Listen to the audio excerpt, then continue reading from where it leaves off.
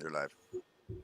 Hey everyone, welcome to Free Assange Vigil Week 59. My name is Steve Poikinen. I'm joined by my co-hosts Andrew Smith and Misty Winston. Gonna be a weird show. Let you know that right now. Not our normal routine. But before we get to that, let me get into the numbers. Today marks 3,541 days of illegal and arbitrary detention for Julian Assange. It is day 495 since the WikiLeaks founder was trafficked from the Ecuadorian embassy after being sold to the United Kingdom for a $4.2 billion loan from the International Monetary Fund. 19 days remain until the second phase of Julian's extraordinary rendition and show trial. Today marks 1,173 days of incarceration in federal custody for Reality Winner. On the plus side, we do have 154 days of freedom for Chelsea Manning. Chelsea streams on Twitch 4 days a week, Thursday through Sunday, from I believe it's 4 to 11 Pacific and 7 to whatever that would be on the East Coast. Not 100% on that. Somebody can correct me. It's 7 to 11 Eastern. 7 to 11 Eastern. Yeah. Okay. Yeah, that makes way more sense. Yeah. Streaming for 7 hours on the West Coast. Let's see. I'm getting in. Make sure that's not for me. My phone just went off with an extreme alert and immediate evacuation order. But I don't live in Pescadero, California. If you do, you should not be watching this from your house. Public service announcement. Right? Wow. It's fire season here in California. That's why I'm mostly naked tonight. It is hot. It is very, very hot. We mentioned real quick. We mentioned that we had 19 days left until Julian's hearing. We are still crowdfunding for that to get back to Washington D.C. We are so very, very, very close to reaching our goal, which is just absolutely amazing, given the fact that the entire economy got put into lockdown along with the rest of us back in March. So I just thank you to everyone who's donated to this. You guys are just fucking incredible, and we love you. And Andre will tell you about this week's call to action, and then we will bring in our guest. So if you were with us on Saturday, we unveiled the first part of Week 59's call to actions, which was contacting the I can't remember the name. It's like the ASLEF, I believe. It's a drivers union over in the UK. That call to action is up on our website as part one. But then for the rest of this week and for the rest of the month, we put out a new call to action that we were asking everyone to get involved in. And this is what we had actually spoken with Kevin Gestapo about in regards to contacting the UK's court system about allowing journalists to actually be connected and the public to be connected via phone link. Every single time there seems to be some kind of issue with Julian's trial where journalists just can't connect to it for one reason or another. This last time they literally just connected them to some other court proceeding that was going on, as Kevin outlines for us, as well as in the video that he released about the entire court proceedings. But if you could, please take a look at that, because we're asking people to email different members of the UK court system and prison systems to try to get this corrected. So, you guys know that one of the friends of the Vigil here, and certainly friend of my show, is Commander X, and X. We don't know where X is right now, and that has a lot of us really scratching our heads and kind of concerned. And joining us tonight is Commander X's sister, Amy Beth. So we're gonna go ahead and bring her in here now and have a chat about that. Amy, I want to thank you for being on with us tonight and for talking yourself into doing this. Thanks, Steve. I'm glad that you talked me into it. So let's just no bullshit, no filter this one, and see if we can't turn up our wayward homeboy.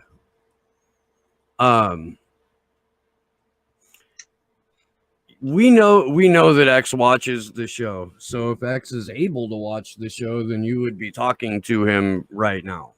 So if you have anything you would like to share with your brother, or let your brother know, now would be the time to do it. My nerves are pretty bad right now, so bear with me, guys. If I skip around or you need to ask any questions for clarification, because I know we talked about some of it. I went down to Mexico I was down there for about a year. Unfortunately, I had to come back for a bunch of reasons, namely medical. But my concern right now is that he had a book due out on July 4th of this year. I've actually read some of it and was kind of prepared because it was really going to piss off our government pretty bad. Yeah, this was his Exposing book. secrets This of was the his book, FBI. basically like taking a spiked baseball bat to the FBI and going Right. into it. Yeah, and so when he tweeted out, I believe it was June 22nd, we talked about, it was the day after he was on with you. Farewell, you will win. And that's been it. And I kind of, for a while, I just thought, maybe he's doing the extra push for the book. But, the day came and went and there was nothing. Today's his birthday. And I just don't believe that he would not respond to my pleas. If I'm overreacting, I'd love for him to pick up the phone and just call us and let us know that. It's hard not to when you've lived this life and you don't know which side, for all I know, he could just be under for his own safety, but I don't really feel that. Feel, with everything going on with Julian, we talked a lot about that, and the timing of everything, and then both my accounts were taken on Twitter.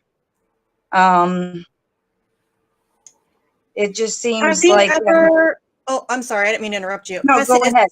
Is this something that he's ever done before? Like, is this like something that you hear people say this is so out of his character? Or is it like, is this something that he would do normally, or is this totally against? I don't. It's totally against what I think he would do now.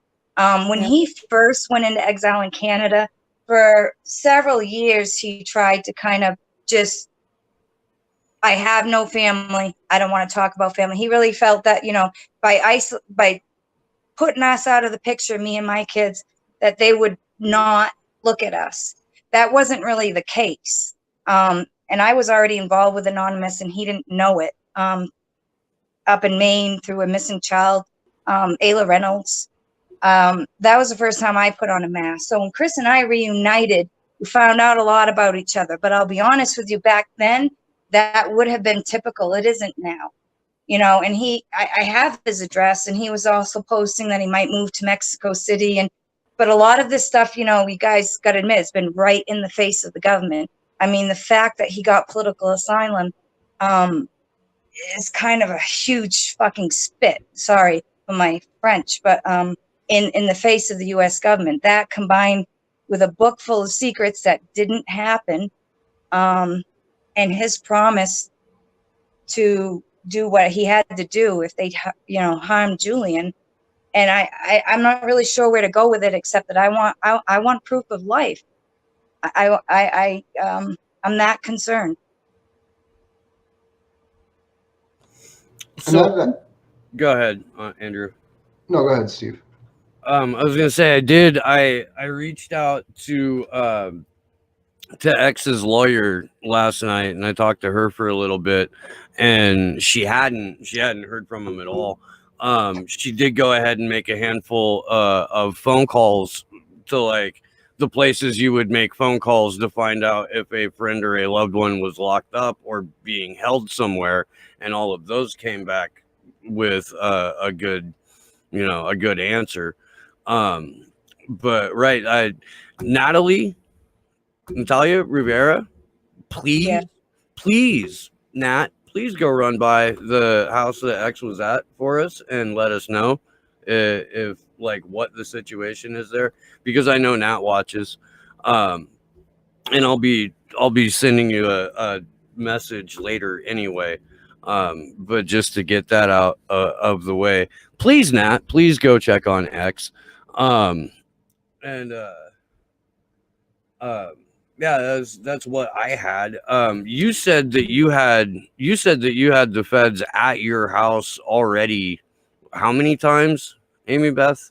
It was 3 or 4? They've been here almost 6. Let's see, five times by the end of last year. I just moved in here. I kind of had to go back on the grid. I'll be honest. It didn't take long, and it's been a battle since. And where I'm at, I mean, I can tell you this, that I can't. I've lost everything, Steve, as far as electronically, notes, journals. So everything's coming from here. So bear with me, okay? I'm on this like little tiny phone with nothing around me but my memory. But the last time they came in here and they terrorized me and they terrorized my service dog, who now sees a uniform and just flips the fuck out, holding their guns. I'd had enough. I was about ready to break again. I said, go on Twitter. Y'all know where he is. Go after him, but leave me the fuck alone. Because I have a clean record, and at this point in time, I'm not worried about being betrayed by anybody but my own fucking government. And that was when they came into my house in Maine, with no warrant, and raided me, and I didn't even know where he was at the time. That's reverting back to 2012. And Anonymous was who basically reached through the wires. That's what was the turning point for me, when they said, you're not crazy. You are being harassed. You are being followed. Everything I'm saying to you is being read. And my whole world just went, pow. And this is by association only, which really is difficult to deal with. And it doesn't matter if I go quiet. It doesn't matter what I do. So my only concern tonight is very personal, besides what we're going through with Julian. I want to know that Chris is alive. I want to know what's happening, because they disappear people all the time, guys. And he was sitting on the cusp of a book that stood to shake the world. Secrets that, I don't think they want revealed. And it just didn't happen. The countdown's gone. It just didn't happen. He's just gone. He's just disappeared. No response to anything. Unlike him, I don't like the camera. I don't like to do this. I'm doing this out of almost desperation right now. So when was the last time that anybody for sure saw him? Like, do you know, like when, like the last for sure moment that anybody knew that he was okay? There was a tweet, if it was him, on his account on the 22nd of June. Yeah, he was on Slow News Day the day before. That's the last time we saw him. Yeah, and he hung out a little bit after a while after the show, and we shot the shit. But and that was June. It was June 21st. Legion Coin was supposed to drop that Thursday. The book on the FBI was supposed to drop 2 weeks later on the 4th of July. And today's his birthday. So we're hoping that, between the people that we have in Mexico, and just the fact that Amy Beth was brave enough or mad enough or fucking whatever enough to come on and talk about it, that'll light a fire under somebody's ass, and we can figure this out. I think Nat is a good idea. I mean, I know she's been there And Alex just messaged Nat. She said, I meant to do it last night, man, and I'm still kind of heat strokey. I fell out. The interesting thing, too, to kind of put a timeline into perspective, June 22nd was the day that Julian's lawyers submitted their evidence for the trial, and that was 2 days before they resubmitted the superseding indictment that came out on the 24th. I don't necessarily think it has any significance like one to the other, but I just think that it's rather, I don't know, coincidental that it was the day that the evidence was submitted that the farewell tweet was sent. yeah, I agree. Well, and again, like we for the longest time, we just thought, well, he's got his head down because he's programming. When I talked to Lubers about it, that's what he thought too, because the whole Legion coin thing didn't go off the way that they wanted it to go off. But this has gone on for a little bit too long, and it's definitely time to shake a few trees. So that's what we're trying to do here right now.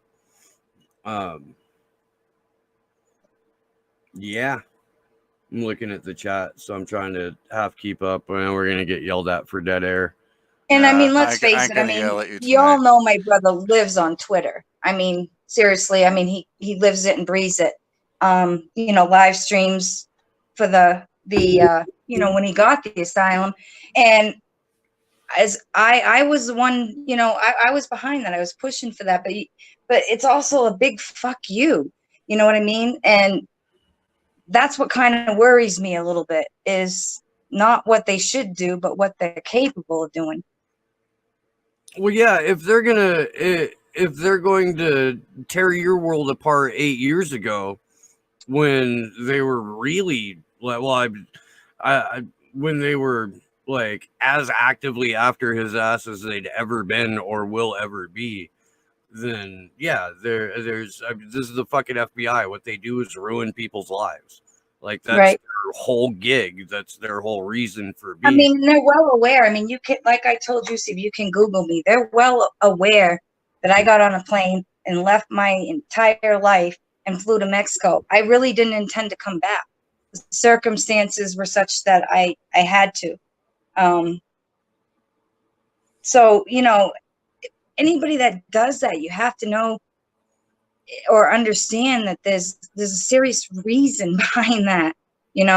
I swear to God, they thought he was just going to jump out of the woods in Maine from Canada for years. Like, I mean, that would have been the stupidest thing that could happen, but it didn't matter. They still targeted me. They targeted my son, and for no other reason than supporting and being related to somebody.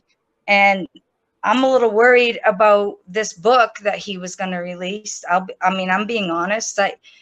There's some fear around that for me, because it's going to piss off a lot of people. And just the timing of it is what's concerning me, and more about the book than anything, because he was ready to drop it. Do we know? Does anybody have the book, or is it gone too? No, if you go on his Twitter, somewhere on there, you'll see like the jacket, the design of it, the little excerpt. Yeah, on his website, actually, you can pull it up and see. It's called American Gestapo, The True History and Purpose of the Federal Bureau of Investigations. And I actually wanted to read, because he put out a little press release back on October 8th, 2019. So would you guys mind if I read that, or I shoot it over to Steve to have him read it? Yeah, shoot it over. I just shouted an element to you. It's the paste bin link.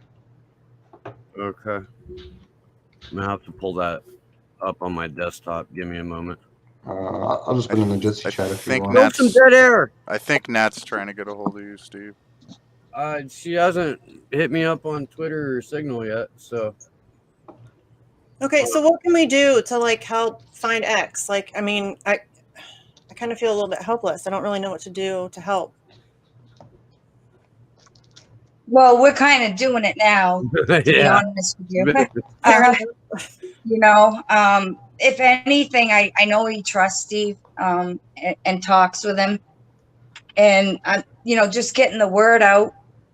And maybe if we can, you know, if we can touch base with Nat, or if she wants to touch base with me, that, you know, figure out a way to get somebody over there. I mean,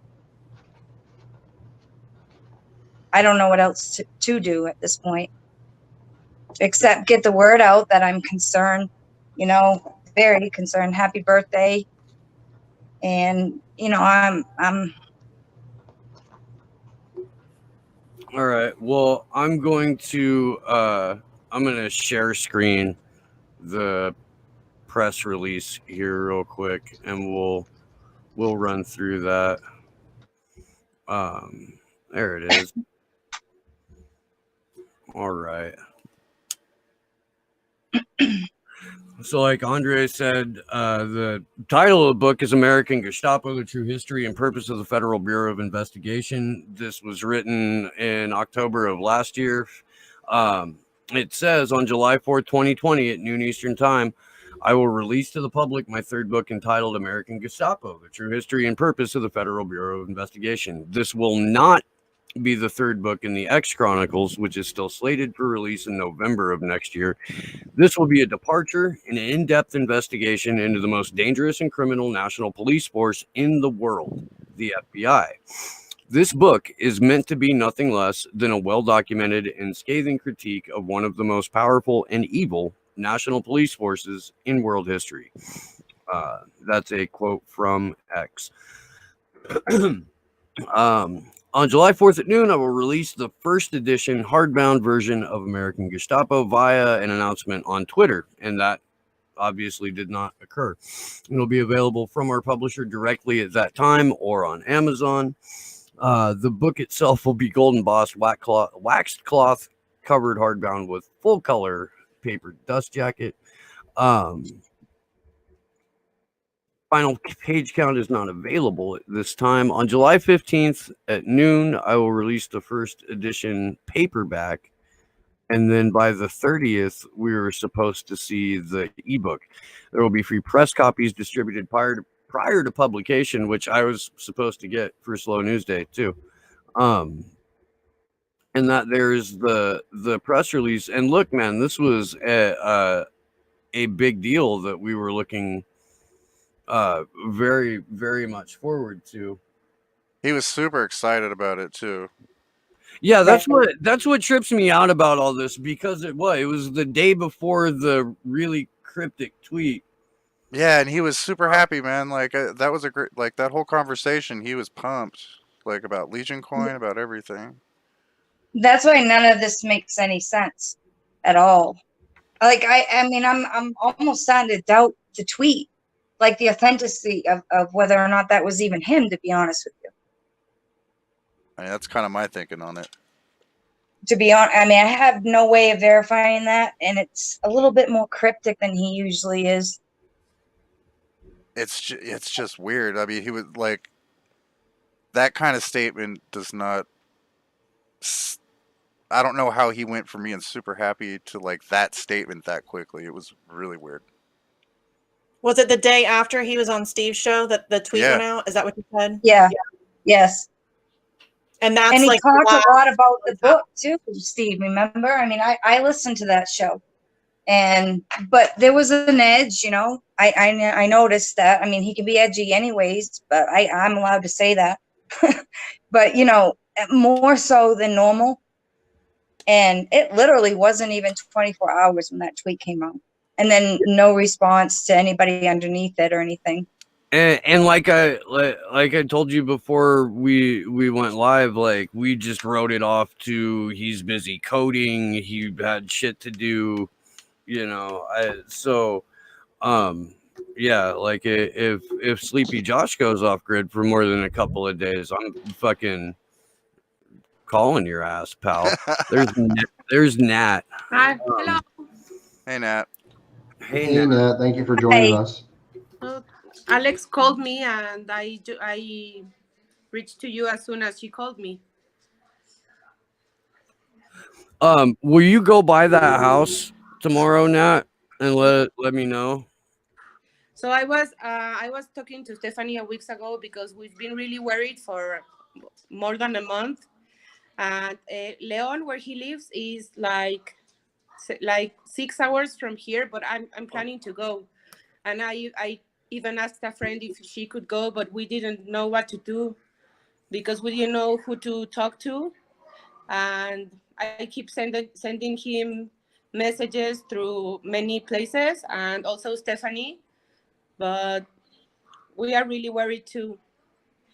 Yeah, I talked to Stephanie last night, and she made some calls for me, but that's Yeah. as far as that got. You and Amy should get each other's contact information off air. Hmm. Uh, I would like to. Definitely. Hello, very nice to meet you. Hi, And I'm Amy Beth. I'm his sister. very nice to meet you. And I'm a friend, and I would love to talk to you later if you have. Okay, yeah, definitely. I'll get your contact And information. I will drive to his city because I Okay, would like to I check. appreciate that very much. Thank you. And I will do my best. Okay. Okay. Yeah, you guys are allowed to smoke on the stream, by the way. I won't even yell at you. It's a good thing because I've been chain smoking. I We- sort of forgot I was, to be perfectly honest. Fucking smoke them if you got them. y'all are stoked I don't drink anymore. I'll just say that.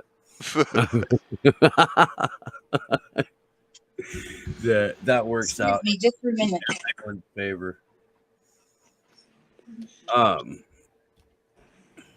Whale. Shit. Sorry, I joined late, very late. Can you tell me how these all like went public? Because I didn't want to tell anyone. Amy reached out to me yesterday, and we talked for quite a while, and we came to a decision together to do this on the vigil because there's really no other way to like get it out there in an environment where we won't just automatically be attacked. And like my chat is like the coolest fucking chat on the planet, so everybody in there has been really fucking cool. And yeah, and I know that there's people who watch the show that are anons, and I know that there's like entire worlds of communication networks that I just don't have that some of y'all do. So we're concerned and fucking. Well, and the other thing is, Steve, if it's the worst case scenario, they need to understand that I'm aware. Okay, my brother is a 100% missing, and not responding to my pleas, and this he would not do that. He would Yeah. not do that. I don't believe he would do that. I don't believe he would ignore Nat, me, all these people. So if it's a scenario where he's being held against his will, we know. Yeah.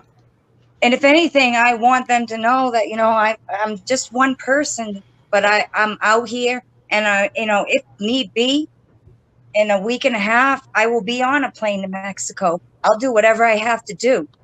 Amy, don't worry, you're not alone, and I will drive as soon as possible, and I will talk to you, but you are not alone, and we are worried here for him too, and we have been trying to contact him since the tweet, like messages every day and calls, and his phone then answered it was off, and then a week ago it was on again apparently, so I stayed a little calmer.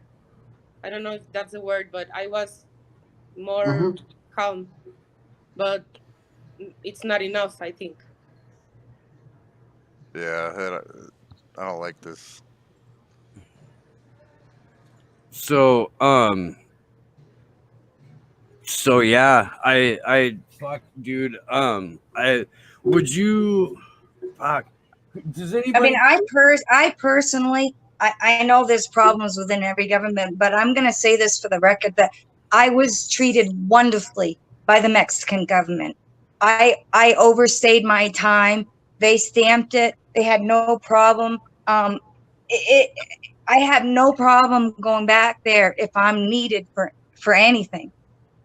And you Because have I a have, home. You have a home here if you want to come. you know, and when I did come back, it wasn't until I hit US soil that it happened all over again. You know, just when I came back home. I mean, treating me like a fucking terrorist, ripping my service dog away from me, stripping all her, you know, her vest, everything off it. And it wasn't enough to do it once or twice, you guys, 3 times. To the point where the assistant that was actually helping me was like, you know, what is going on here? And that was just coming back to my own country. And so I have no trouble now that I have dealt with what I need to medically, taking my paycheck and hitting the road because I feel like I might be needed.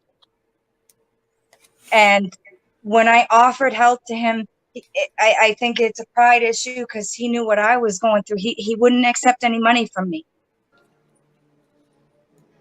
And maybe it's just my time to be strong this time. That It's my fucker, he always time. took my money. I didn't have any problems taking mine. You know, and I know it's been about it's about survival, but this is way different, you guys. You have to admit that anybody that really knows him, this is not the character that I would expect from him at all. You know, and I feel like I kind of overdid it with the time. To be honest with you, I've been wanting to reach out to somebody, and you know, I don't know who to trust. And like by default, I've inherited all his haters. You know, so it is what it is. But Well, I mean this like sincerely. Like you can include us in people who have your back and who aren't gonna give you a ton of shit about this. Like we're here to help, man. I already like I don't know, dude. We don't do any of this for fucking fame or fortune or anything like that. Right. So we're however we can help, let us know. And yeah. I don't want to morbidly depress out everyone in the fucking who's watching either. Like I feel like we should go ahead and do some I of mean, like, well, can we regular like start scheduled like a GoFundMe or something so that way if she needs to go to Mexico, we can help fund her, you know, flight and stuff? Is there something we can do to help somehow, some way, other than just, you know, talking about it? Yeah, I'm sure I we mean, could absolutely get that going. and I don't know. I'm think, just thinking like, of ideas. I hate that I can't do anything, and I'm sure people listening, or I mean, all of our viewers love X, so I feel like they're also going to want to do something. well, I definitely appreciate what Nat said too, because to have a safe contact for me on that end is really important. The first 6 months, X and I, we lived together, and because of circumstances I don't want to get into right now, we had to separate. And the last 6 months alone in Mexico was very difficult for a lot of reasons. It's not often safe, you know, and knowing somebody who's safe on that end helps me tremendously to be able to look at this differently, you know, and to take whatever I'm making and work towards that too. I don't think me flying down to where he's at is a really safe bet for me without knowing he's actually there, because I could be coming into a huge trap. And, you know, I can't do any help if you know, I'm sure like you guys know this, that we got both ends listening here anyways, but there is nothing stopping me legally as a US citizen from flying to Mexico. You know, yeah, what I'm going to go through on the way out is hell, but I've done it a few times now, so I'm kind of used to it. like this video call is actually encrypted, but we're fucking live on 3 different media Right. platforms right now. Right. So yeah, I mean, like, I don't want anyone to like share where they're at. I don't want Nat to say like I'm going to drive there tomorrow. Like, I'm glad you didn't say that. You know, I feel like there should be, you know, whatever caution that we can exercise, we should. And when you guys communicate, you should, by God, do it through encrypted platforms. But this is why we fucking need encryption, because we have a fucking tyrannical fucking one track minded fucking over the top national police force Right. whose job it is to punish people who want to get the truth out. Like, how fucked Well, up I don't think it's any secret that according to the US government, my brother is not only a fugitive, he's a terrorist. but he's also Okay. And full that makes me Mexican the citizen. sister of a terrorist. And because they haven't quite broken me yet, they really don't know what to do. You know, and Well, your family just got a whole fucking lot bigger, Amy Beth. So well, I appreciate that a lot, really. It helps me because, you know, the other thing I need is, to be honest with you, the way it was done the first time was really the proper way. I want everybody to know when I'm in that air and when I'm landing, because if I don't land, I expect somebody out there to be saying, hey, wait a minute. And you know, without giving names, we had a team of people doing that the first time. And to be honest with you, that's exactly what I want, you know, because if you guys don't know and nobody knows where I'm at, then I don't know what I'm walking into. yeah, and that's some real shit right there. Right. You know, I know this is off topic, but another person that I am very close to is Leanne DeHart, you know, and the first time I remember reading Matt's case and him describing, you know, that barren place, you know, you talk about PTSD, you know, for 72 hours, they held me, you know, for no other reason because they can. I pissed in a hole in front of people in suits, you know, but at that point in time, when they hooked me up and they drugged me, they didn't get anything from me because I didn't know anything. This is not the case anymore, guys. I'm being 100% honest with you. Okay, I've looked over his shoulder while he's writing exactly what we're talking about. The one thing that they don't want released, this book. I have information that I don't want to talk about. You know what I mean? It's different now. I can't go back to 2012 when I didn't know anything. I was basically searching for him myself. And I didn't know anything about encryption. I still think it's wild that, like, you wound up not because of your brother, but because of a missing girl getting involved with Anonymous. Yep. That's the very first time I put on a mask and I realized how hated we were by the system. That's still an unsolved case, you know, that I'm still pretty heavily involved in. But when my first real introduction to Anonymous was through that case. And I'll tell you, just putting a mask on in a little town in Maine, and then 11 days later, he went into exile. But again, I was enmeshed in something else. I had no idea when they showed up at my doorstep. I really honestly thought it had to do with Layla, this missing child, because I knew her mother. And when they started searching my house and throwing things around and it finally dawned on me when I heard his name, you're looking for my brother. Well, so am I, you know, and it doesn't stop them. It doesn't stop them from doing whatever they want to do. But I need them to know that they tried and I'm still here. You know, I mean, I might have had all my accounts taken from me, but I'm still here. I still exist and I'm going to fight this till the end. I want to know that my brother's alive, you know, or I'm going to take action and do what I have to do. Keep us in the loop on that, because look, does anybody know who X's publisher was? Like, can we go ahead and get the book printed? He goes to lulu.com. It's if you look at it, it's kind of like a self-publishing type thing. Okay. Yeah. So I don't think that is going to be very helpful. I guess my question there was like, is there a final draft of that book that we can get released without X having to stick his neck out or be involved in it? Yeah, I'm not sure if it does, if it exists. He's holding it. Fucking wild, man.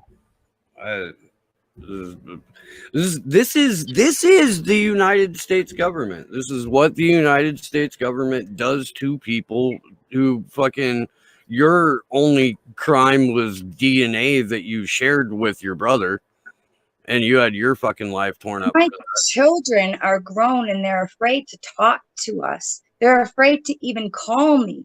We have to go through measures that you wouldn't even believe to just check on each other. You know, it's a life that I wouldn't wish on anybody, but it's also, it's taken, it ripped my head out of the sand. It woke me up, you know, and I mean, if my plea to anybody new coming into this is like, I hope it doesn't take what it took for me to wake up. You know, like I told you, you have to envision leaving a 3-bedroom house on the coast of Maine and never looking back. You know, I had my dog and my backpack and that's it. I was gone. That's an extreme thing for me. You know, that's not something you would do lightly and with no provocation. I had nothing left here in this country, and I'm getting to that point again. You know, in the meantime, though, you know, I don't have a whole lot of money. I have what I have, but I do have income. And down in Mexico, my income can go a lot further, you know, and having that on that end to help me, you know, so that I have a safe place and then be able to hook up with him. I mean, I know where he was at last time. I have his address and his phone number, but his phone is intermittently going off and on. I don't know if that's a good thing or bad thing because we don't know who's checking that. That's all I'm saying. So I would be very careful about any communication to him right now.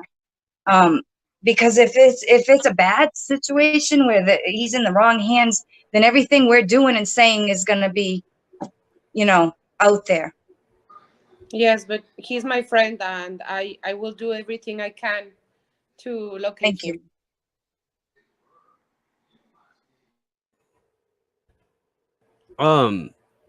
At this point, I think I'm gonna transition into the stuff that we have for tonight's vigil. And you guys can hang out. You guys can be here. Like, if you need like a decompression period, like, we're going to continue to talk shit on the people that are persecuting both your brother and Julian Assange and all of us. And if that like helps in any way, shape, or form, like, you know, bring you down a little bit, please hang out. And if you want to jump back in to this call when we're done with the show tonight, you know, please, both of you, by the way. I'm going to turn my video off just and let my phone charge up, but I'll still be here. Okay. I'm going to leave, but I'll try to contact you. Thank you, Nat. And I'll get your contact information. Yeah. Bye-bye. I'll make sure you get that, Amy Beth. Bye. It was nice seeing you again, Nat. Thanks, Thank Nat. you. Thanks, You Nat. I'll be too. talking to you. I'll be talking to you later tonight too. Bye. Bye-bye. If anyone has any means of getting messages out through the networks that X was a part of, like, we can officially declare this a call for help. You know, it's not a non-down situation yet because we don't know, which is even a little bit more fucked up. So for the people who are part of that collective, your brother needs you. Step up. Do that now. And you can reach out to us too, and we'll help facilitate however we can. having said that, some wild ass shit has gone down the last few days.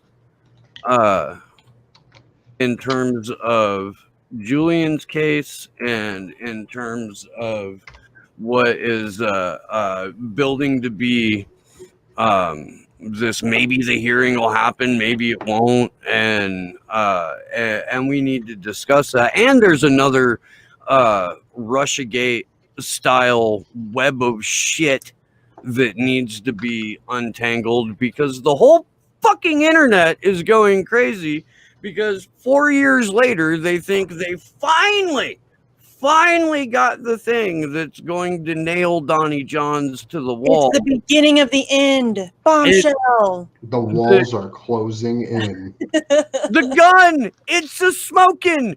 It's so smoking right now. There's actually like 4 wildfires right around me, and there's literal fucking wildfire smoke kind of filtering into the studio here right now. And even that isn't smoking as much as the gun that they have as Russiagate stamped along the side of it. It's never gonna end. It's never gonna end, you guys. It's never gonna end. I guess I picked a good name for Twitter though, because I mean, it's like evergreen, man. That'll be solid forever. You know, Agreed. You're gonna be like I'm feeling Grandma very prescient Misty. right now. You know, Grandma I'll be Misty Grandma is- Misty yeah. is Putin's buddy. Yeah. Jesus Christ, dude.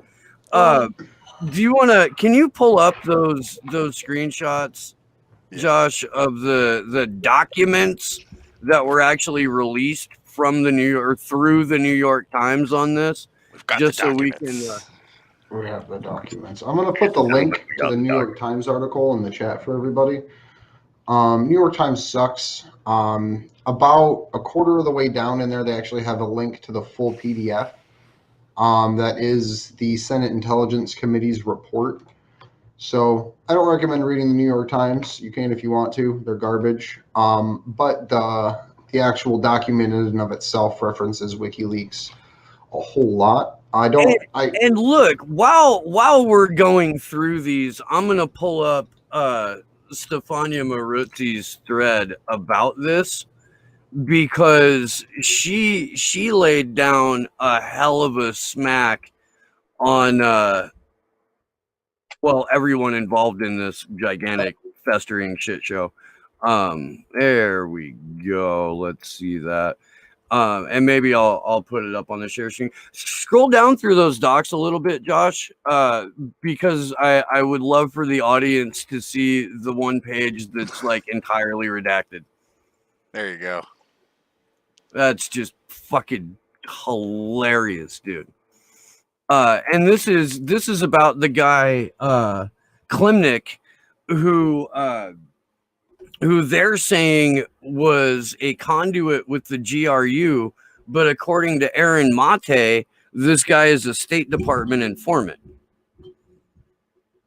And I like, one thing that I know for sure about Aaron Mate is that he's not going to make a statement like that without a multiple number of ways to back up that claim. Like, Aaron Mate is not just, he loves his job, is never going to do anything to fuck up that gig. Like, that's what he's home, you know, like he's not going to fuck that up over a one-off mention in some Russiagate bullshit. But Stefania, I'll just put it up on the share screen and we can go through it together.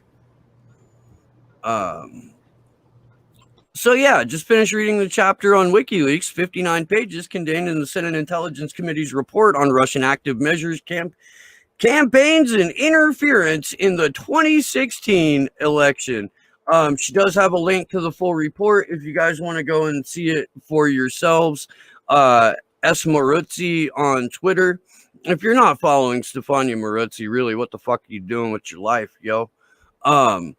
The description of WikiLeaks publishing activities by the Senate Intelligence Committee's report appears a true Edgar Hoover disinformation campaign to make a legitimate media organization completely radioactive. Clearly, to describe WikiLeaks and its publishing activities, the Senate Intelligence Committee's report completely rely on U.S. intelligence community and Mike Pompeo's characterization of WikiLeaks. There is not even a pretense of an independent approach. There are also unsubstantiated claims like WikiLeaks disclosures have jeopardized the safety of individual Americans and foreign allies. We know for a fact this is false, baseless, made the fuck up. And also WikiLeaks passed information to U.S. adversaries. It is completely false that WikiLeaks doesn't, quote, does not seem to weigh whether its disclosures add any public interest value. And any longtime media partner like Stefania can provide dozens of examples on how wrong this characterization is. It's misleading to rely on judgments by James Ball, who has spent the last decade crushing Julian Assange, getting things so wrong that he argued that the only barrier to Julian Assange leaving Ecuador's embassy is pride. Like, I'm in the mood to shake a motherfucker anyway, but like, it would be hard pressed for me to keep my hands off of that Guardian reporter. I am a man of peace, so I'm not going to do that, and nor am I going to fly to London just so I can shake a motherfucker. But you get my point. It is false to depict Julian Assange's show, The World Tomorrow, broadcasted by RT, as evidence of, quote, alignment between WikiLeaks and the Russian government. This one, and let's talk about this. I'm going to pull it away from the share screen here because we're only about halfway through this thread that you guys should all go and read on your own anyway. But let's talk about that for a second, because this is the Senate Intelligence Committee's report, and they're using as evidence the fact that the RT network picked up a show and put it on their station. It's very reminiscent of when they tried to blame Abby Martin's show, Breaking the Set, which hadn't been on for like 2 years, but it was still listed in their report that it was some evidence or some, piece of how Russia was interfering in our political, whatever. And it really reeks of that. It reeks of this like desperate attempt to, make any kind of loose association to Russia so that they can use that as a smear. And I mean, the more that they say it, the more true it becomes, and people hear it over and over. And it's the same thing. I'm so tired of Russia, y'all. I really am. And it's never going to go away. Well, Lee Camp turns it actually into the targeting of RT and its journalists and its affiliates into a joke in the opening of his show, where he says, I'm an American in America covering American news, but I'm a foreign agent, or some shit like that. And like, it's to the point that it's literally comical. Like, RT is no different than watching the BBC. If anything, there is far, far more creative freedom for the people that are on RT, because they're not getting approached saying, no, you can't run this, you can't run that. So everyone that we've talked to that has a show on RT, everyone who has been interviewed and asked this question by like both friendly and adversarial interviewers has flat the fuck out said, I would leave if they tried to tell me how to do my show. The reason that I stay is because they don't. Like, I don't think for a moment there is anyone from the Kremlin whispering into Lee Camp's ear, be like, okay, comrade, you must do dick joke here. Like, I don't think it goes down that way. Can you imagine like Chris Hedges having a meeting with some Russian oligarch to tell him how to run a show? And right? Come on. If you watch his show, that's not true. I mean, it's ridiculous. If you watch Lee's show, that's not true. It's just completely absurd. But like I said, they just repeat it over and over again, and so it becomes this truth.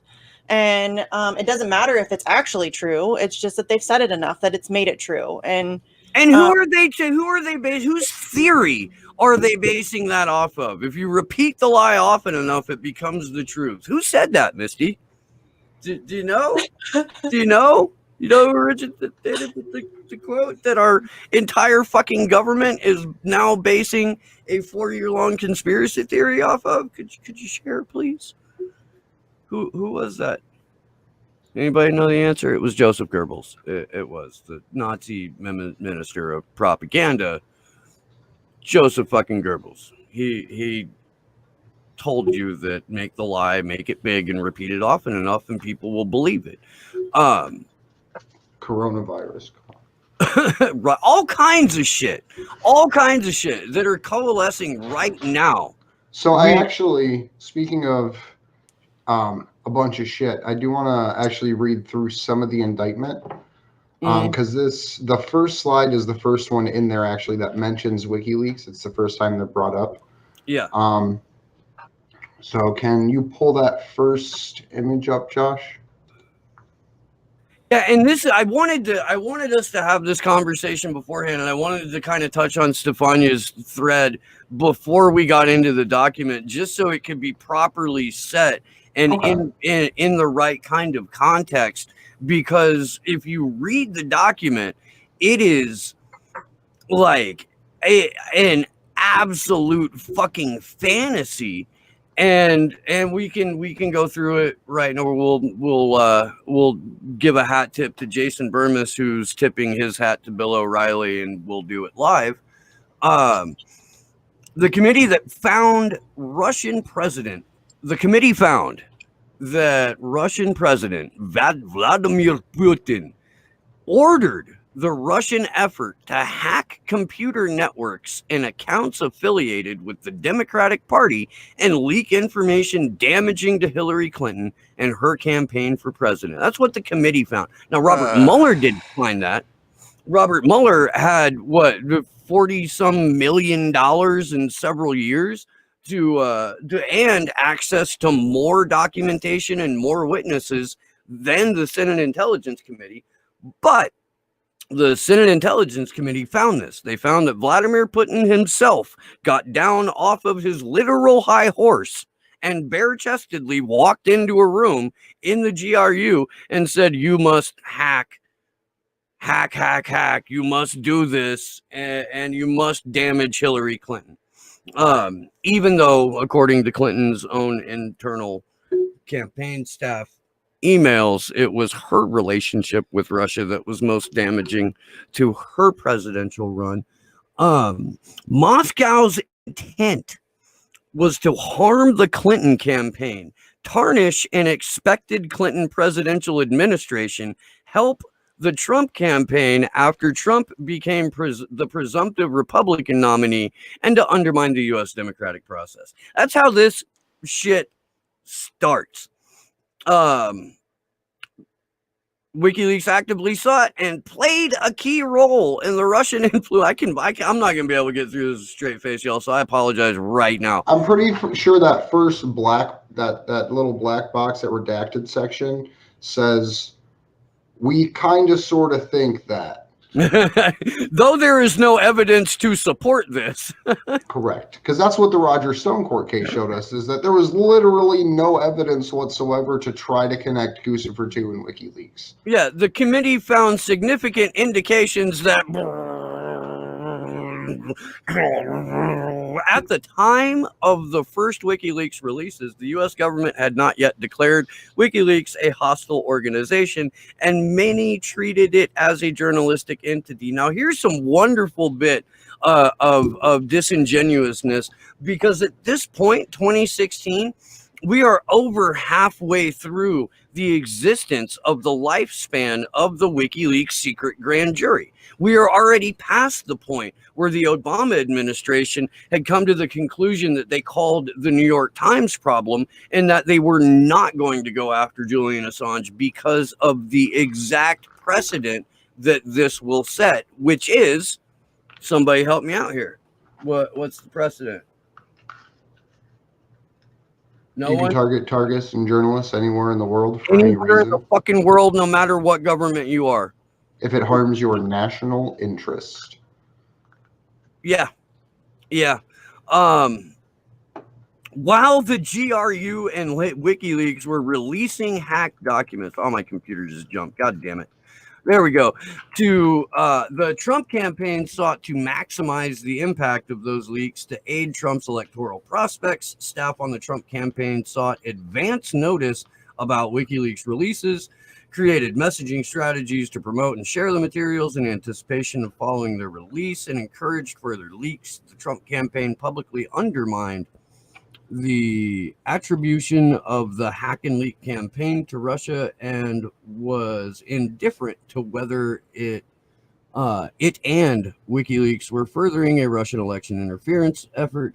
The committee found no evidence that the campaign officials received an authoritative government notification that the hack was perpetrated by the Russian government before October 7, 2016, when the ODNI and DHS issued a joint statement to that effect. Now, that day, October 7, 2016, where the Office of the Director of National Intelligence and the Department of Homeland Security, that is where the mythology that 17 U.S. intelligence agencies all say XYZ. And it was, in fact, not. It was James Clapper and I can't remember who was at DHS. Like 3 handpicked dudes. Well, yeah, it was Clapper, Comey, and Brennan. That's who it was. Clapper, Comey, and Brennan are now 17 U.S. intelligence agencies who are all in lockstep agreement. No, that's bullshit. It was 3 people who were actively trying to 100% ruin WikiLeaks and Julian Assange. However, the campaign was aware of the extensive media reporting and other private sector attribution of the hack to Russian actors prior to that point. Trump and senior campaign officials sought to obtain advance information about WikiLeaks' planned releases through Roger Stone at their direction. Stone took action to gain inside knowledge for the campaign and shared his purported knowledge directly with Trump and senior campaign officials on multiple occasions. Trump and the campaign believed that Stone had inside information and expressed satisfaction that Stone's information suggested more releases would be forthcoming. The committee could not reliably determine the extent of authentic, non-public knowledge about WikiLeaks that Stone obtained and shared with the campaign. Andrew? If you remember, we read through that indictment. We read through the evidence release in the Roger Stone case. Literally the only communications, I believe that it was released between Roger Stone and Julian Assange. I believe it went as far as to list him personally in his account. Was basically just Roger Stone puffing his chest and Julian being like, okay, cool. And then at the end of it, Roger was like, hey, you're not a bad guy. And that was about the extent of the conversation between Julian Assange and Roger Stone. And to the same point, that's less of a conversation than Julian Assange and WikiLeaks had with Guccifer 2. Because as that same evidence release shows, literally all that WikiLeaks and Julian did in relation to Guccifer 2 was troll them. Literally, they were like, hey, can you give us, a larger batch file of documents? We can't seem to verify these individual ones. Something's not right. And then they sent more, and they were like, hey, well, this kind of seems illegitimate. We're going to need something else from you. And then they send a little bit, and then it seems like WikiLeaks literally was like, hey, this might be a government op. Like, talk to you later, fellas. And that was it. And that's part of the public record now.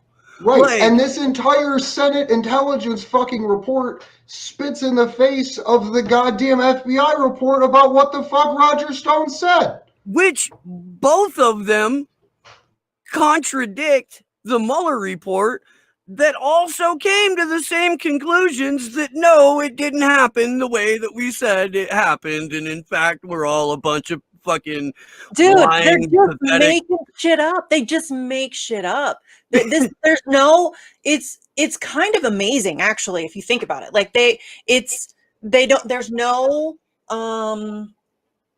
Uh,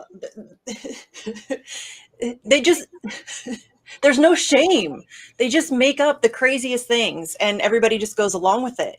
And you know, and it's like they slow roll it because then it's easier for people to digest. And so it's like they throw out a little tidbit of crazy, and then, you know, that kind of gets walked back or, you know, mutates or whatever. And it's just this crazy propaganda machine. And it has been so incredibly effective.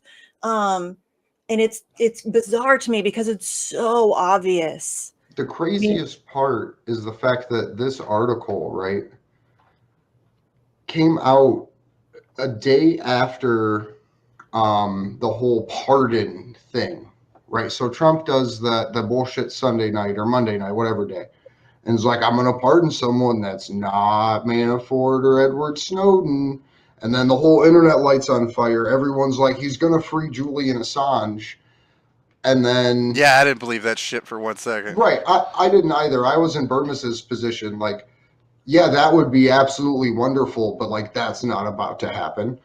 And then the next day, right after the internet remembers Julian Assange for 12 hours, this report from the New York Times comes out, and it's like, WikiLeaks, Russia, fucking goddamn it, Trump.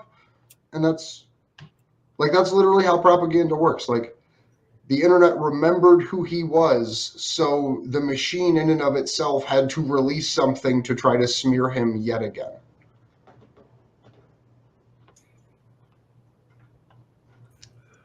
Oh, that's dead air. I'm sorry. I'm trying to do too many things at once right here. Let's go back to the just shit show that are these documents. The next one that we have for you, again, is the one that we showed you, that is just a wall of redacted text. The one that follows that under the heading Hack and Leak and Introduction and Findings says, beginning in March 2016, officers of the Russian Main Intelligence Directorate, the GRU, successfully hacked computer networks belonging to the DNC. We know that to be false.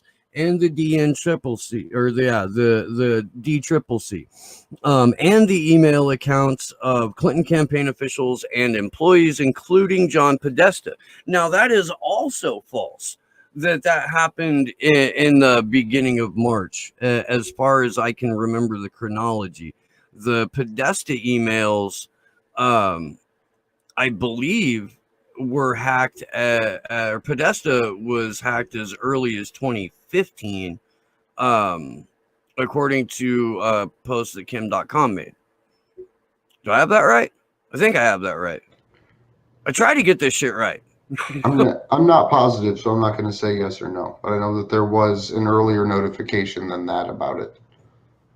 Over the following months, these hackers carefully established persistent access in confidential areas of the victims' systems and stole massive amounts of politically sensitive data and personal communication.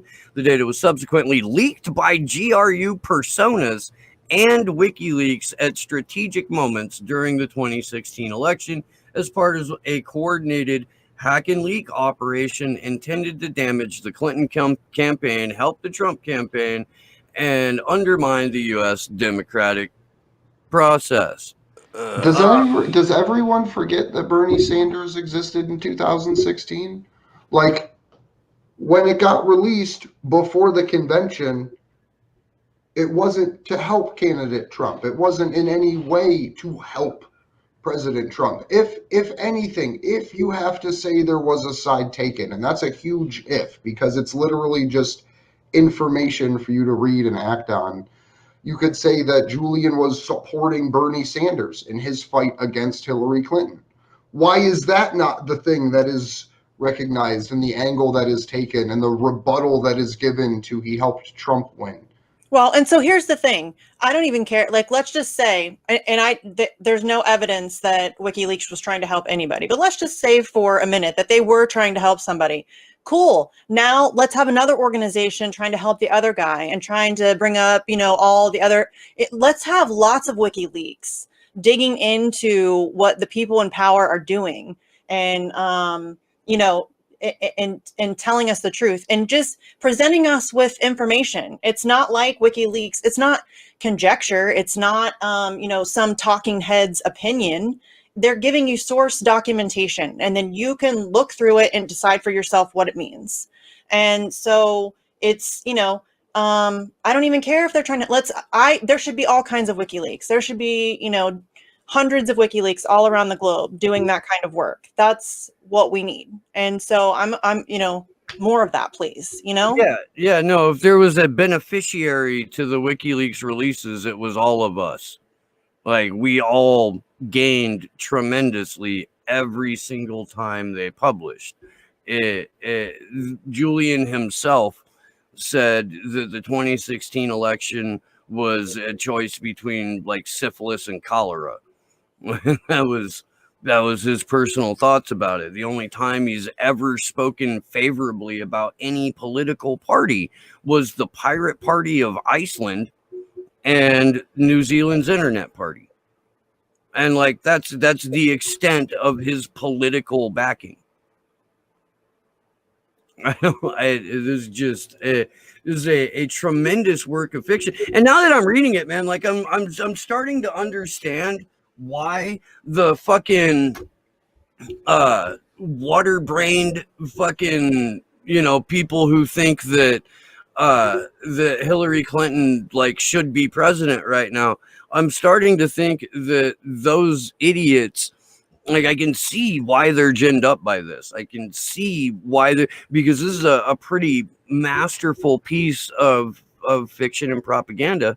What did And the other masterful thing, just to point it out, is the fact that while all of this is happening, the narrative and momentum that gets built around it is expanding the intelligence and surveillance states to make sure that we can see if Russia is attacking us again.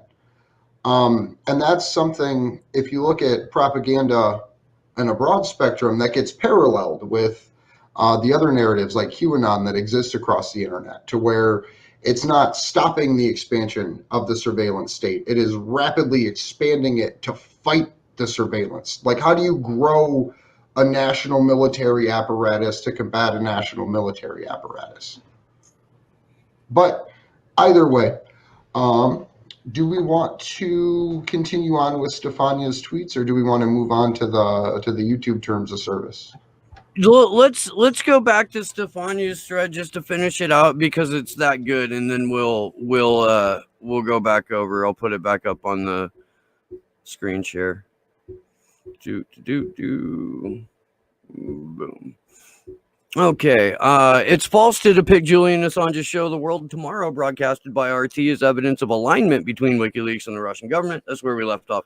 Her former news group, L'Espresso, acquired a license and broadcasted the show as well. So does that mean that Julian Assange is an agent of Espresso, the Italian outlet? No, it means they picked up the show and fucking carried it, because that's what TV networks do.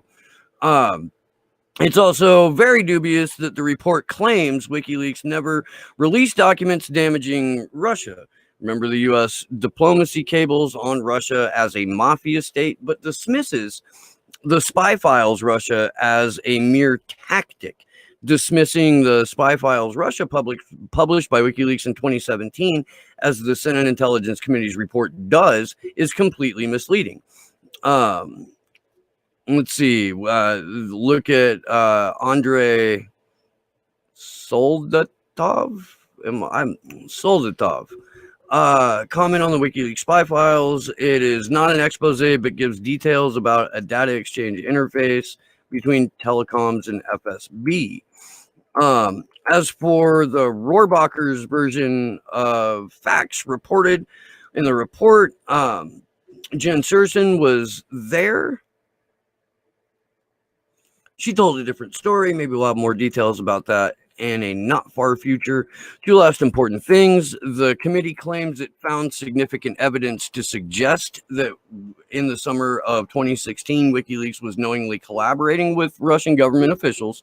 Fine, bring the evidence, name names. If you guys have noticed so far, the Senate report, the committee report, has made very, very bold claims, but there is zero like names being mentioned. There's This is no how they evidence always do it. This is how they always there do it. yeah, the language is very They use vagaries and cloudy language, and they're never really all that, and it's very it's ridiculous. There's never any substance to it. It's the same thing we saw in the documents that Reality Winner brought out for us.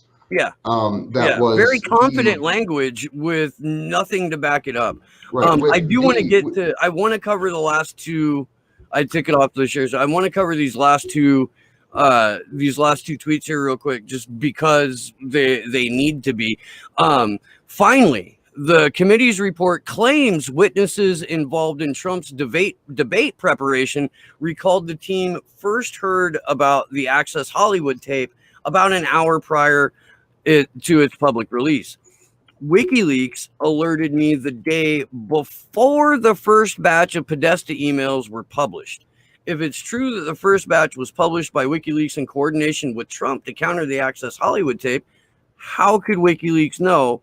And why the fuck would they tell her a day in advance that they had planned to do this thing if it was in retaliation for a report airing the Access Hollywood tape? Like, these guys are just really hoping that you buy their bullshit and you don't look even the slightest little bit beneath the surface at it. And they know that they've got an American public that has been waiting for the fucking walls to close in or the gun to smoke or the fuck whatever the shit it is. And they'll just take it all on its face, even though there's nothing to back it up, and be like, yeah, this is what happened. It must be what happened. Why would the Senate Intelligence Committee lie to us?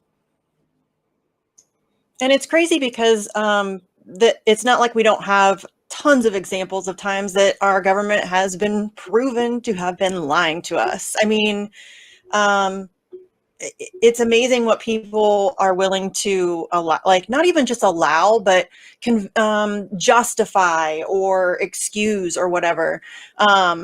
Because this is, I mean, this has been going on for so long, and it's been, debunked over and over and over again. And every bombshell that they throw falls apart. Every, walls closing in moment turns out to be complete bullshit.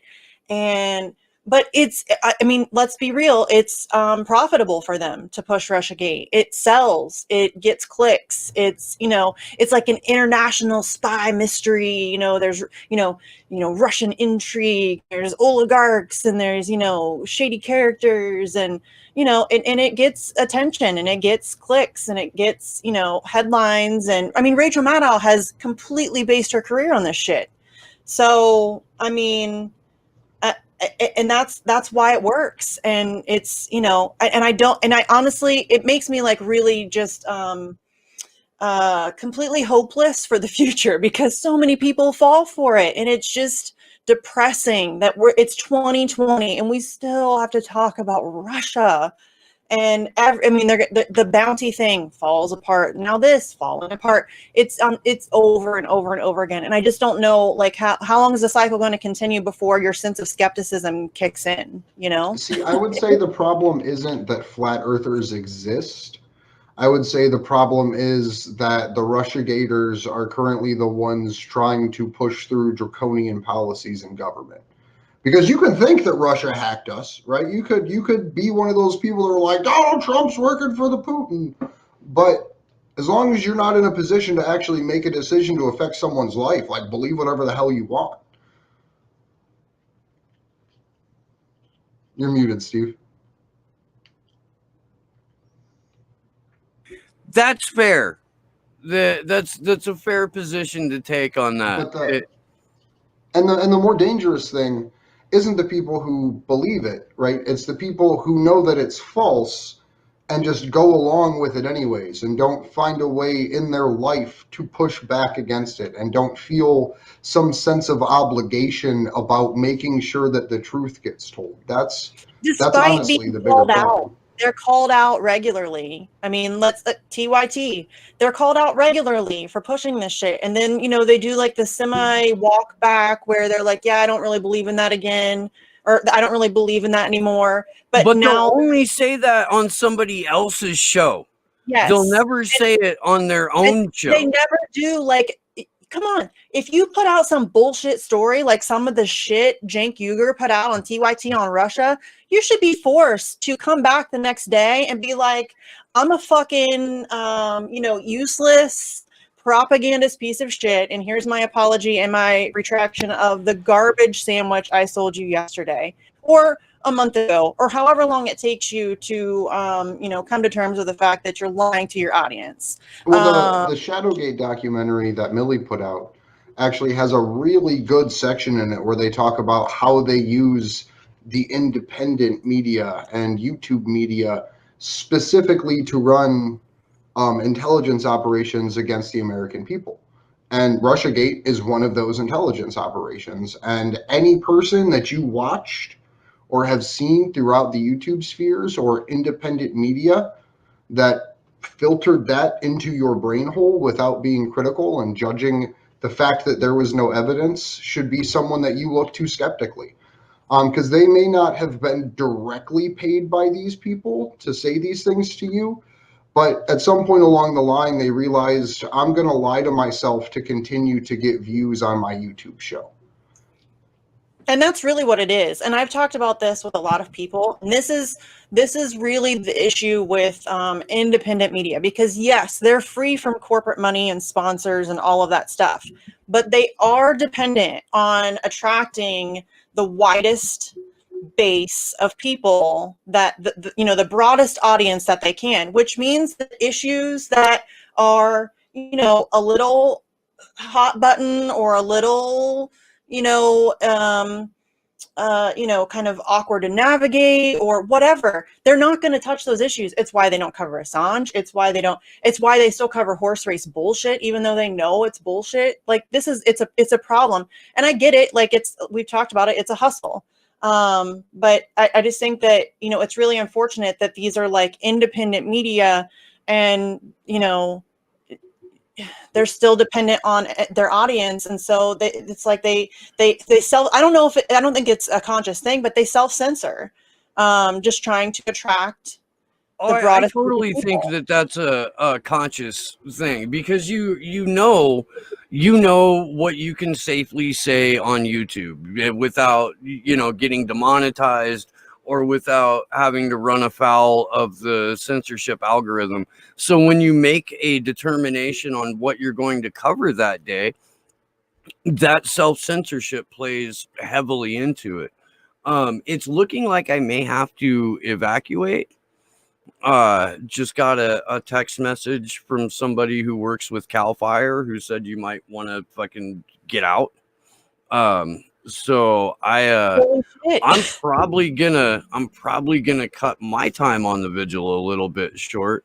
Yeah. We've had a number of wildfires like way too fucking close. We always have our bug out bags packed and ready. Like, all I have to do is close a laptop and throw some electronic equipment into a fucking bag and I'm good. But I should probably go ahead and do that. So I love you guys. I will let you know whether or not my house is on fire as soon as I know. But it looks like we're bailing for a little bit. So I'm okay. Well, I hope everything is okay. Space weapons are a son of a bitch. Stay safe, man. Yep. I'll talk to you guys soon. So we really only, I think, have one piece left to get into, and this is just a little update from YouTube. It's a blog.youtube article. And for those people who don't know, YouTube is absolutely terrible. We do stream on Rockfin. We try to get the video up every single time. If and when we do get removed, please look for us there. We will still be streaming to DLive and other such channels. But just to dig into this, let me get it pulled back up because I closed it by accident.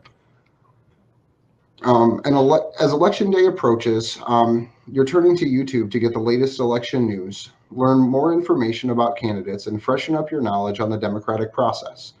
Back in February, we provided an overview of how, over the last few years, we've worked to make YouTube a more reliable source for authoritative information. We are continuing to build on those priorities. Here's an update on the work we're doing behind the scenes. Remove election-related content that violates our policies. Our community guidelines set rules on the road, set the rules of the road, and often reviewing and updating them to make sure that they continue to provide the appropriate protections for the YouTube community. These policies prohibit hate speech, harassment, and deceptive practices, including content that aims to mislead people about voting or videos that are technically manipulated or doctored in a way that mislead users beyond clips taken out of context. And many pose serious risks to erroneous harm. We always enforce our policies. Egregious. We always enforce our policies consistently without regard for political point of views and don't allow exceptions for content and do allow exceptions for content with sufficient educational, documentary, scientific, or artistic value. I'm going to scroll down a little bit because this kind of just keeps going here. Well, there's actually the part right here is what we really want to talk about, isn't it? Removing content that contains. I thought that was the next section. I'm sorry. Oh, no, that's okay. That's the meat of it right there. Yeah. Okay. So yeah, I apologize. I read too slow. Other timely examples include removing content that contains hacked information, the disclosure of which may interfere with the democratic process, such as elections and censuses. For examples, videos that contain hacked information about political candidates shared with the intent to interfere with an election. Removing content encouraging others to interfere with democratic processes, such as obstructing or interrupting voting procedures. For example, telling viewers to create long voting lines for the purposes of making it harder for others to vote. We continue to stay vigilant and coordinate closely with Google's threat analysis group to identify and remove channels and accounts of bad actors engaged in foreign and domestic coordinating influence operations. TAG provides regular updates and actions taken against these operations in its quarterly bulletin. We live in a cartoon. So y'all, these motherfuckers are going to. So we're not going to be able to share anything from WikiLeaks because they're going to classify that as hacked. Dude, this is so bad. Like I honestly get so frustrated with myself because I can't find the words to like verbalize how bad this is. But this is just another like one of those slow walks where now, so who decides what is hacked information and who decides what interferes with, first of all, democratic processes? Fuck off. Those don't exist. Would YouTube have allowed the TMZ video of Donald Trump or clip to be played on YouTube because that was some type of hack or leaked release? To the same extent that we saw Twitter already attacking the DNC emails and Podesta emails when they came out and then bragging about it in Congress. Yeah, this is crazy. Like, this is crazy. This complete attack on information is just, it's been bad for a while, but just, it seems like it's really been amped up a lot lately. And, that sucks because we've said it on this show before. If you care about anything else, if you want Medicare for all, if you want a Green New Deal, if you want, a living wage or better education or whatever it is, good luck doing that without a free press. Good luck, getting support for your cause without the ability to distribute accurate information. And I mean, look at the shit that they do now, lying about, Medicare for all and all this stuff. I mean, they're now trying to take away your ability to distribute information. And it's like a slow walk into legit fascism. And people just do not seem to care. It's really fucked up. It is. And by and large, people just let it walk right past them, because the excuse that they make to themselves is, well, this one wasn't inconvenient. This thing that I gave away this time didn't do too much to make me feel uncomfortable. And I think it was Krish was on with us when we talked about it last. How many people would be willing to let their mother-in-law babysit their kids for the weekend versus the number of people willing to let their mother-in-law have their phone for the weekend? And then why would you let the government have your phone all of the time when the person that watches your kids couldn't have it part of the time? And people don't put their privacy in that context. They just think, well, I got nothing to hide except whatever I feel like doing in my private life that I don't want people to actually know about. So the fact They that have nothing to hide are fooling themselves. You are fooling yourself. If They'll if make that's some your shit up. response- They'll make What? shit up. They'll make some shit up. Yeah, well, yes, they do that all the time. And I mean, look at Vault 7. Now we know that they can do all kinds of shit.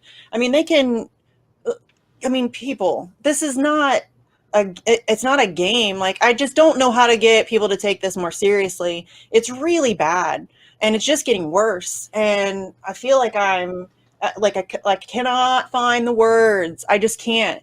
I talk to people and I try, but Jesus, it's so ridiculous. This seems like such a no-brainer issue, you know? so there may come a time where you can't find the Free Assange Vigil on YouTube. We are on other platforms. Please follow us on Rockfin. Josh is doing an amazing job getting our site up and running. We will be putting our live stream on there as soon as possible as well. But just be prepared for a time when you see action for Assange potentially get removed by these people, because we've had issues even just maintaining our Twitter account in the past because of multiple verification steps where they just say, well, you're flagged now. So yeah, I think that's pretty much everything we had to go through. Is there anything you want to talk about or final thoughts that you have, Misty? Did we do the letter from the lawyers? I mean, we could save that, but that was pretty cool that came out recently. I think we touched on it in the beginning, Yeah. but I don't think we went through the full We didn't article. really go through it. It's just kind of cool that happened. Not that it seems to be making any bit of difference whatsoever. Yeah, but no, I think that's about it. Yeah, 152 lawyers and 15 legal associations have signed a detailed and scathing open letter condemning what they describe as the denial of Julian Assange's right to a fair trial before the UK courts. Mr. Assange, the co-founder of WikiLeaks, remains incarcerated in Belmarsh's maximum security prison as he challenges his potential extraordinary extradition to the United States to face charges under the Espionage Act for his role in publishing classified U.S. documents. The letter was sent to Prime Minister Boris Johnson, as well as the Home Secretary, the Secretary of Justice, and the Foreign Minister on August 14th, 2020, though it was only made public on August 17th. The signatories, which include the International Association of Democratic Lawyers, the Association of American Lawyers, point to the potential conflicts of interest which Chief Magistrate, Senior District Judge Emma Arbonat, who ruled against Mr. Assange early on during the extradition process, failed to disclose. The case has since been taken over by Judge Rebecca Barrister, Vanessa Barrister, sorry. Though the Chief Magistrate, Judge Arbonat, remains responsible for overseeing proceedings in the Magistrates Court. And then I will drop this in there for the rest of for people to read over the rest of the article. But we have the National Journalists Union, or the Union of Journalists over in the UK. We have multiple trade unions. We have members of the ASLEF coming out in support of Julian. We have the doctors for Assange, now the lawyers. It's honestly a joke at this point, because the propaganda veil has been broken. People know, but are just too censored to actually access information about Julian's trial. So the fact that this can continue even after 152 different lawyers and associations have spoken out against it. Yeah, it is kind of crazy, right? What the they it there's so many legal reasons why this whole case should be thrown out. That it really is, like you said, it's a joke. Like, it's really just become a joke. I mean, it's not funny, but the legal process is completely removed from reality. There is no, I mean, he can't even meet with his lawyers, and he can't get access to his court documents. He can't even actively participate in his own defense. And yeah, so I mean, it's nice to see all these groups coming out with support. And I will say that thanks to Trump with this whole pardon, shenanigans that he pulled to get some attention, it did get people talking about Julian Assange. Like, Assange was trending on Twitter. I think Assange was trending on Twitter, and then also Free Assange was trending on Twitter. So, I mean, that's cool. At least, if nothing else, it brought some attention to Julian. Maybe some people, saw a tweet or two that maybe they wouldn't have otherwise, and are now a little bit better informed. But like, we were spamming Donald Trump. Go spam Donald Trump with some Free Assange tweets, you guys. It costs nothing. Just go bother him. He's on Twitter all the time. So go bother him, and go just completely spam him. And it should be every day from now until the day of his the hearing starting back up. He should be trending on Twitter. Like, we could make that happen. That's free. I mean, we could do that. I mean, they'll probably censor it, but I mean, still, we could, do what we can. But yeah, it really is a joke. This whole situation is a joke. It's not good. It's not good for anybody, because if they're able to do this to him, what's to stop them from doing it to any of us? Absolutely. And before we wrap up for this evening, I'm going to put the links to our actions that we have out. The one officially for this week is sending the letter to the different parts of the ASLEF, which is the transportation union over in the UK. Has about 19,000 members, according to the count on their website. The second action link is the one to actually apply some pressure to the UK to have audible sound for when journalists and citizens call in to hear what's actually happening in Julian's court proceedings. Inside there's a bunch of email addresses for different complaint lines throughout the UK prison and legal system. I was going to include, and if you're ambitious, you can do it. There is a section in the UK government's prison section where you can report fraud. I didn't want to be so bold as to ask people to do that, but that is a section on there as well for anyone that's creative. But without any further ado, I think that is everything for this evening. If you are following Commander X on Twitter, please send him some love. As soon as we have information on him, we will get that out to you guys with as much promptness as we can. So please stay tuned for whatever we can find out. I really appreciate Amy Beth for joining us. I really appreciate Natalie for hopping on in such short notice. And to everyone out there that will help actually get X found. Bye, Yeah. next, So, y'all. okay, I think we could probably wrap it up, right? Yes. Yeah. Yep. Okay, so you guys can find me on Twitter at Sarcasm Stardust. I have a show with my friend Jesse called Facts on the Ground. You can check that out. But yeah, I just want to, I really just hope that, X is somewhere safe and well, and, you kind of have to just hold on to the little bit of hope that you have until we get some answers, I guess. But yeah, thank you to his sister for coming on. I'm sure that was hard. And, hopefully it all works out okay. And don't forget to check out the GoFundMe. The guys are really close to their goal. So if you can check that out, if you can't donate, just share it. That helps. More eyes means more people that can donate will see it. So yeah, I guess that's about it. Yeah, and I would just like to say thank you to you, Misty, for joining us. Thanks to Steve for the time that he had tonight. Hopefully his house doesn't catch on fire. Yeah, you can find him at Slow News Day on the Twitter. And he has his and at Slow News Day Show Podcast. or Podcast. I can find it by show, but Slow News Day Podcast on YouTube. My name's Andrew Smith. You can find me on Twitter at Andrew Sigmund. You can find us at Action. I love it so much. actionforassange.com. You can find our Twitter at action_4Assange. And again, I just appreciate everybody, especially Josh and Kimber and the DC crew for helping us get all that organized. Good luck to us all. That's the second show in a row I got to say good luck to us all. Yay, fun. Thanks, guys. Later, y'all.